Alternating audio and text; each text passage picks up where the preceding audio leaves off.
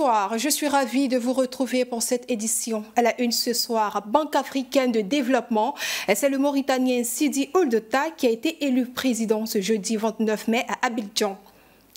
Le vendredi 26 juin 2025, c'est la date officielle de la célébration de la Tabaski en Côte d'Ivoire. À moins d'une semaine de la célébration de la Tabaski, les prix des moutons varient et les consommateurs s'inquiètent. À plus de détails dans ce journal.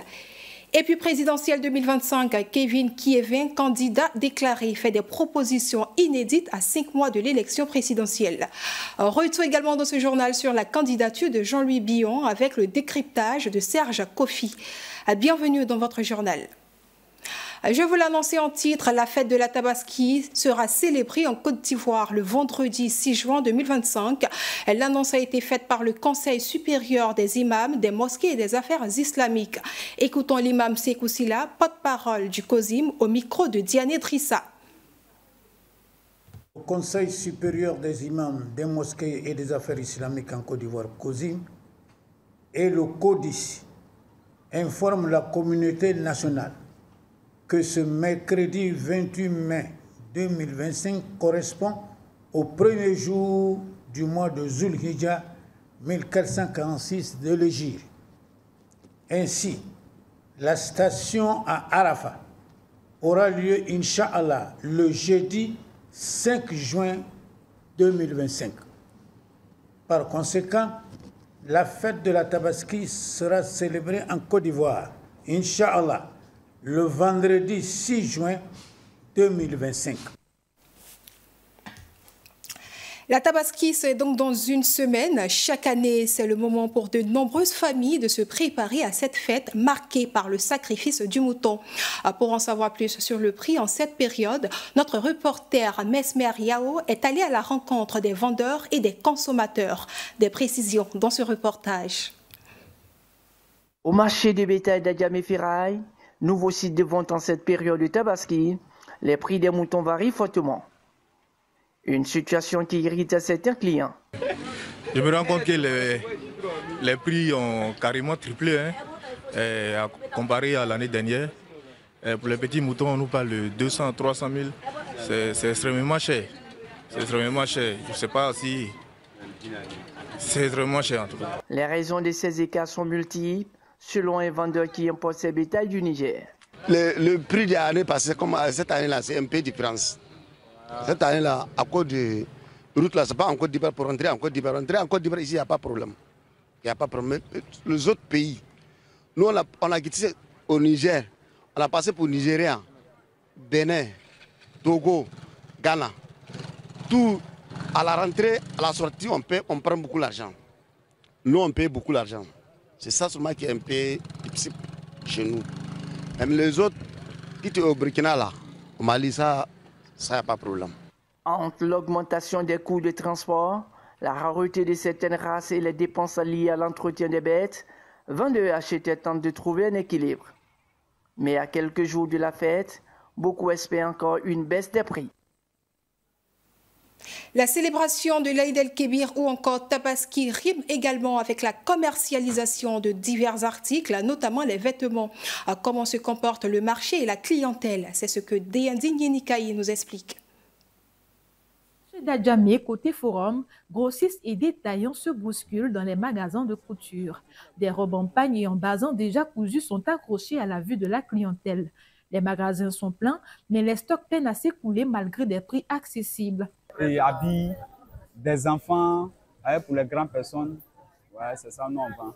On vend 1000 francs, 1500, 2000, 2500. Parce que passé, non, on a vendu, mais cette année-là, non, on ne voit même pas même. Puis il y a des clients qui se plaignent aussi, tant de pluie. Ouais, bon, ça, c'est pas de notre faute. Plus loin, dans d'autres magasins, des grossistes venus de villes extérieures s'approvisionnent afin de répondre aux besoins de leur clientèle. Chacun espérant faire de bonnes affaires avant la grande fête. Je fais des habits pour aller vendre pour la fête de Tabaski. On est venu faire acheter des habits, les robes, tout. Si à Tabaski, c'est les robes là qui sortent bien même. Les clients regardent, négocient, mais repartent souvent les mains vides. Cette année, pour beaucoup de commerçants, le vrai défi sera d'écouler leur stock avant la grande fête. Le visage du nouveau président de la Banque africaine de développement est connu depuis ce jeudi 29 mai 2025. Il s'agit de Sidi Ould Tah, économiste et homme politique mauritanien. Il va présider pour les 5 prochaines années la BAD en tant que 9e président de la dite institution. Qui est l'homme? On découvre son portrait avec Carmel Yao. Dr Sidi Ould Tah est un économiste mauritanien de 61 ans, ancien ministre et dirigeant de la Banque arabe pour le développement économique en Afrique. Il est reconnu pour sa vision stratégique et son engagement en faveur du développement durable du continent africain. Titulaire d'un doctorat en économie de l'université Nice-Sophia Antipolis et diplômé en ingénierie financière à Harvard Institute, Sidi Ould Tah a été entre autres ministre de l'économie et des finances et ministre des affaires économiques et du développement en Mauritanie entre 2008 et 2015. Il rejoint la Banque arabe pour le développement économique en Afrique en 2015, dont il quitte la présidence en avril 2025 avec sa candidature pour la présidence de la BAD. Il a inscrit 4 axes prioritaires dans son programme de gouvernance de la Banque africaine, notamment la mobilisation de capitaux pour accroître les ressources financières pour soutenir les projets de développement, la réforme des systèmes financiers afin de mobiliser les structures financières pour améliorer l'efficacité et la transparence, la formalisation du secteur informel pour intégrer l'économie informelle qui emploie 83% des Africains dans le circuit économique formel, et enfin le développement des infrastructures durables face aux défis climatiques. Dr Tah maîtrise couramment l'arabe, le français, l'anglais et possède également une bonne connaissance de l'espagnol et du portugais.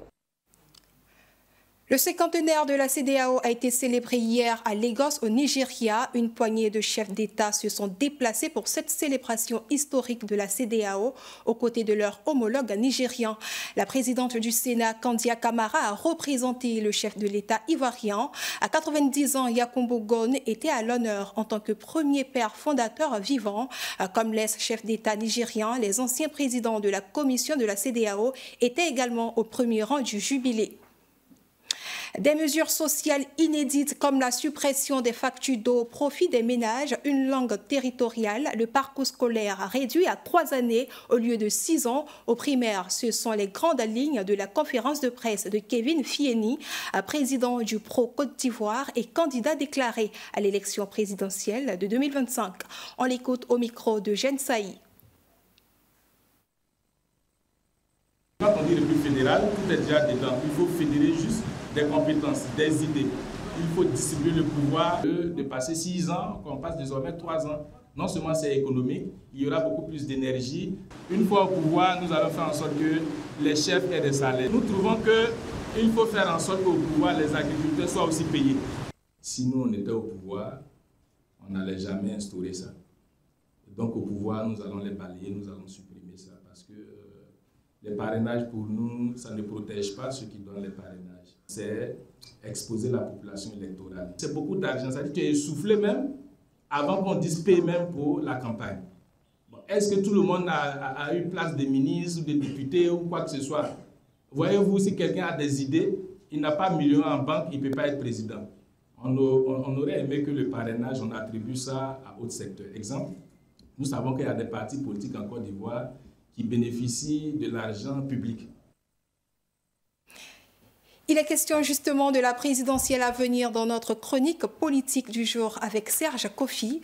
Bienvenue Serge sur notre plateau.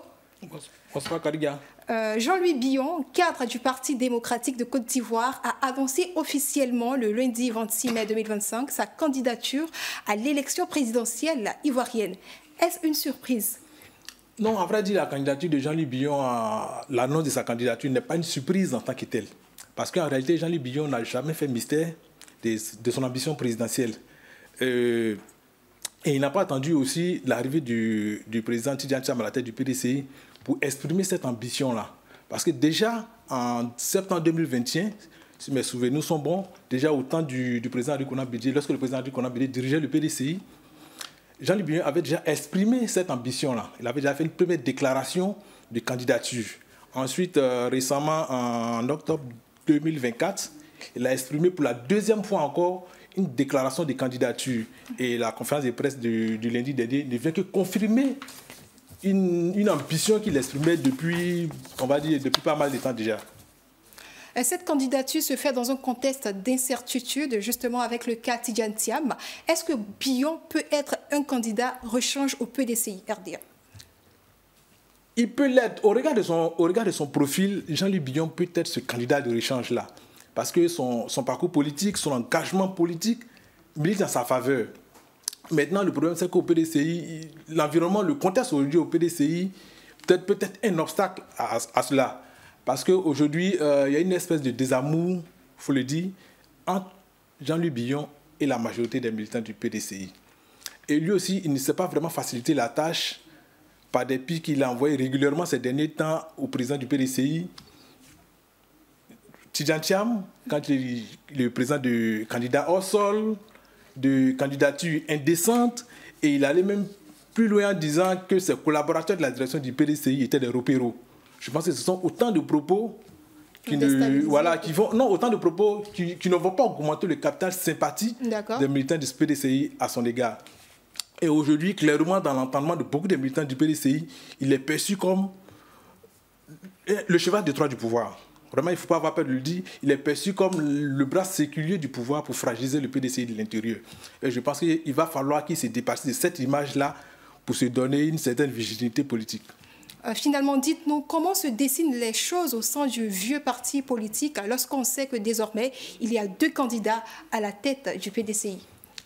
Je n'ai pas envie de dire que c'est l'histoire qui se répète au PDCI. Ah bon? C'est parce que l'histoire qui se répète, oui. Puisque déjà en 2020, on était de la même configuration. Henri Konan Bédié, président du parti, et comme candidat aussi, il avait été investi candidat du parti. Justement. Et à côté de lui, il y avait Kakabe qui était issu des rangs du PDCI et qui aussi a fait acte de candidature. Finalement, le président Henri Konan Bédié n'avait pas pu, il avait boycotté cette élection avec les autres leaders de l'opposition. Et Kakabe y était allé en indépendant. Je pense que c'est pratiquement le même cas de figure qui est en train de se présenter actuellement au PDCI.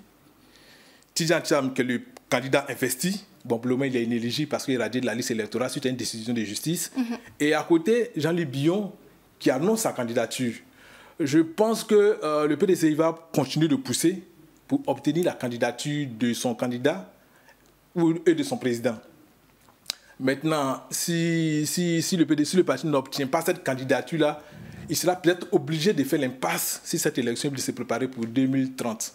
Mais dans tous les cas de figure, je pense que Jean-Louis Billon va aller à cette élection-là, même si c'est sous la bannière indépendante. Merci Serge d'avoir répondu à toutes nos questions. Merci Karia. Et voilà, c'est ce qui constitue l'essentiel de l'actualité dans cette édition. L'information continue sur cette info et sur cetteinfo.ci.